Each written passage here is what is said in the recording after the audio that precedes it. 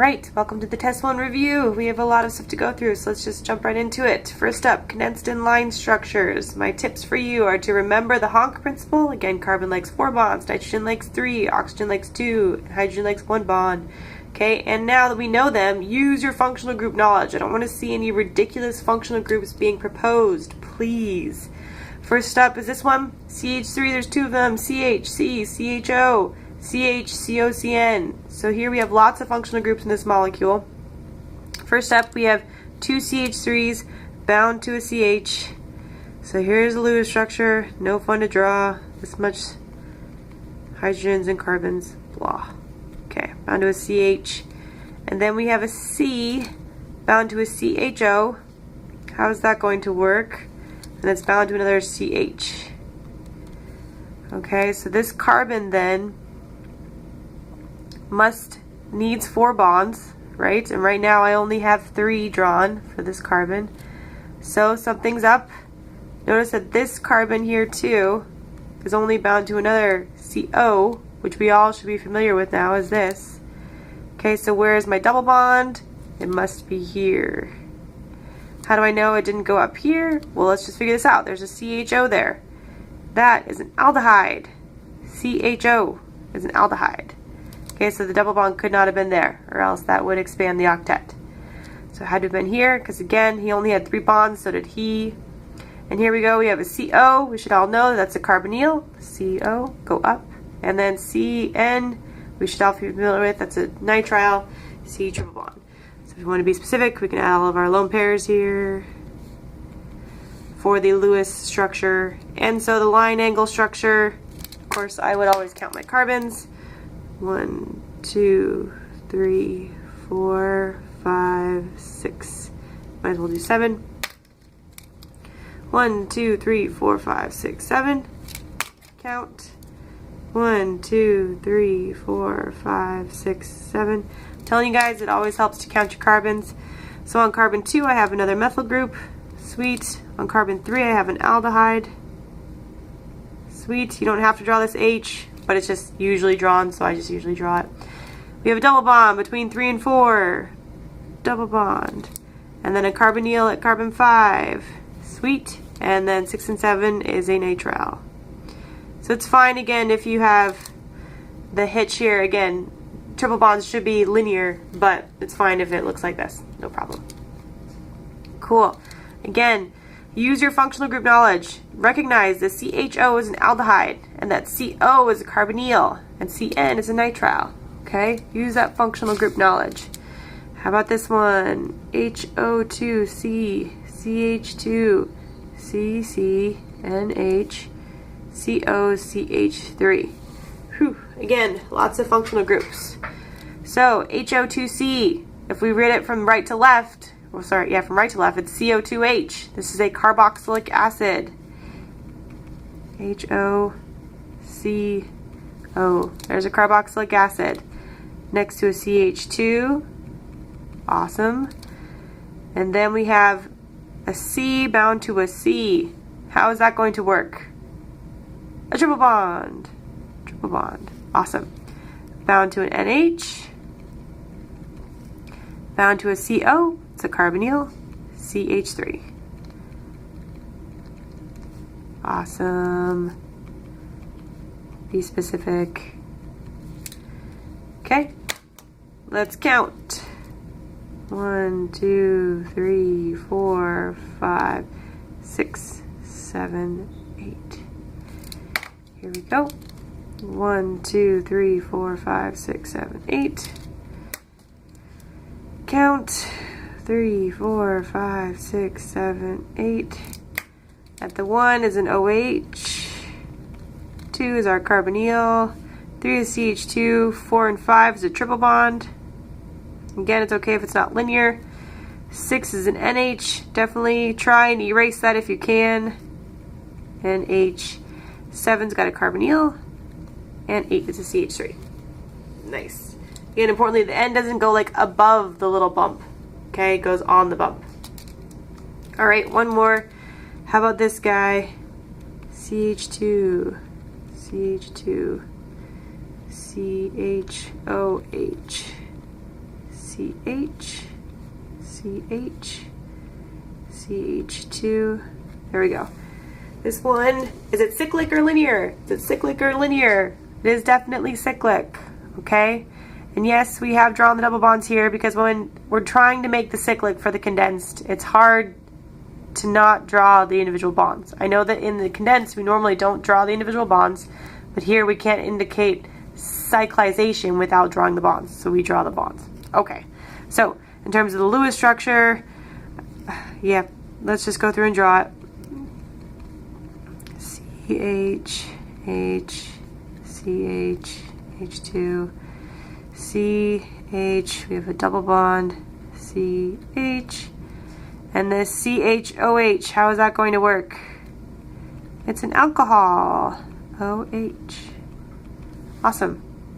And then the line angle, I love the line angle. Okay, we have a double bond here, and then an OH coming off of here. Yes, would it be good to count? Sure, just to check. Or when you're just writing, go ahead. 3, 4, 5, 6. Awesome. Cool. Use your functional group knowledge. Again, I don't want to see any of this nonsense. O minus for CO2. Okay? Again, this is not a functional group. Do not draw that. Okay? Great. Moving on. Resonance. Awesome. My tips, just like before, are to look for those mobile electrons. Look for electron sinks or holes. Start arrows electrons and literally think about where they're going. Okay? I'll try and emphasize that now. An arrow should only be between two atoms. Okay, so Dr. Arpin's favorite is this guy. 2 carbonyls with the minus charge. Okay? So again, look for mobile electrons.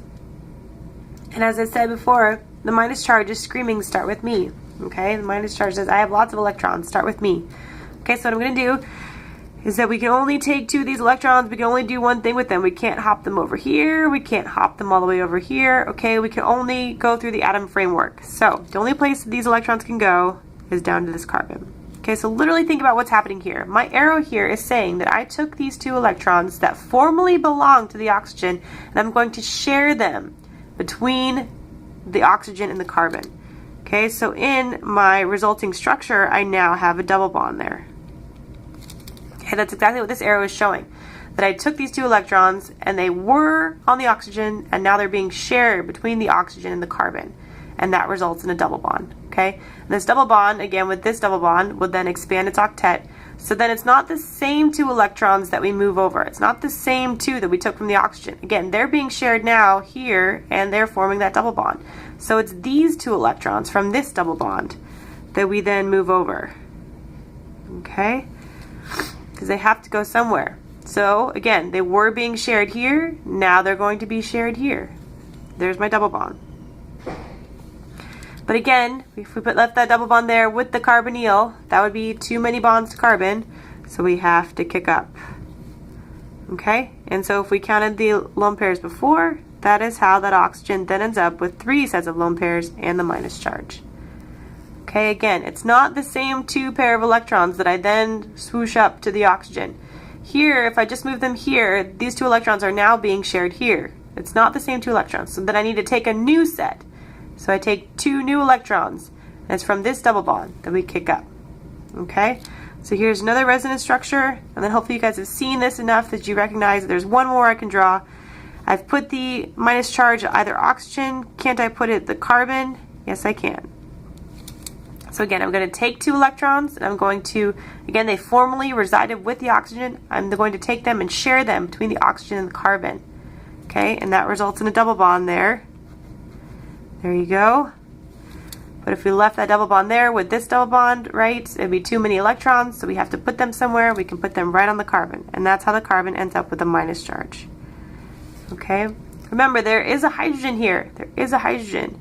Okay, so there's still a hydrogen there, and that's how we get a formally -1 charge. Go through and calculate it. You guys are still rough on your formal charges. Okay, make sure you understand there is a proton here, still an H, and so this has a formal negative charge. not a plus charge. A lot of you are drawing that too, okay? Notice how my original structure has a minus charge, therefore all of the possible resonance structures should have a minus charge. Okay, if I start with a plus charge, all of my structures should have a plus charge, like this one.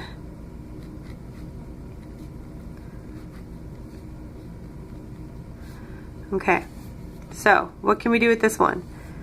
Again, look for mobile electrons, look for mobile electrons. I see two sets. We can have a lone pair here, or the double bond, or the alkene. That could also be a mobile set of electrons.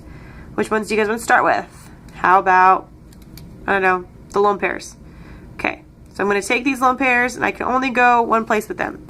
I cannot kick them to the right, because the right has 2 protons. They are there. So if I gave them then to the right, I would be expanding the octet. You can't do that.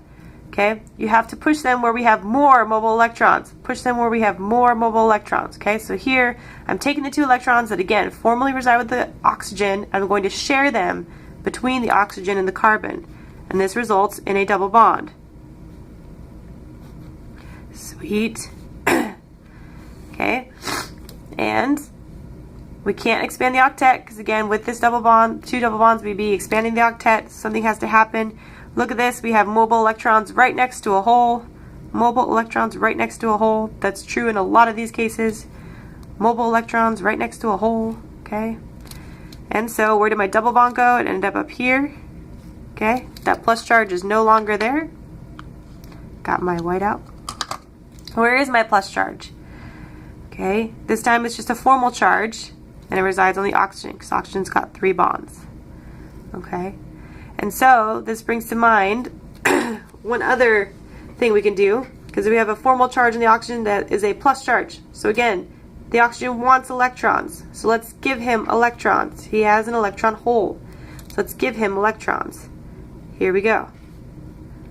Let's give him electrons. So what does this structure look like? Again, I took 2 electrons from this double bond. They were being shared between the carbon and the oxygen, and I gave them to the oxygen. So now he's got a lone pair. Okay, this double bond didn't move. Where's my plus charge? Where's my plus charge? Again, think about it. The electrons were being shared between the carbon and the oxygen, and we gave them to the oxygen. So what got left out? This carbon. This carbon no longer has those 2 electrons, so he has a formal plus charge. He got left out. Okay, I got one more for you guys, and then we'll have to take a little break for the video. Here we go.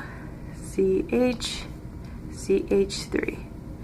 And this guy's got a formal minus charge with the lone pairs. If he didn't have the lone pair, he'd have a plus charge. But I have drawn the lone pair, so he has a minus charge. So where can we push these electrons?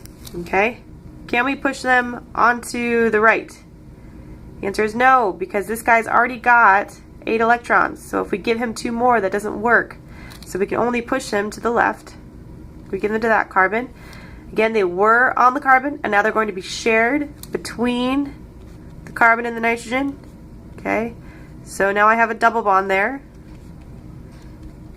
There's my double bond. Okay, but again, I can't expand the octet. The double plus the triple bond would be 10 electrons. So we have to do something. We can rest them right onto the nitrogen. So the nitrogen here, the C triple bond N here, is kind of our electron hole. So now, again, it's not the same 2 electrons that went all the way there. They were on the carbon, now they're being shared in the double bond.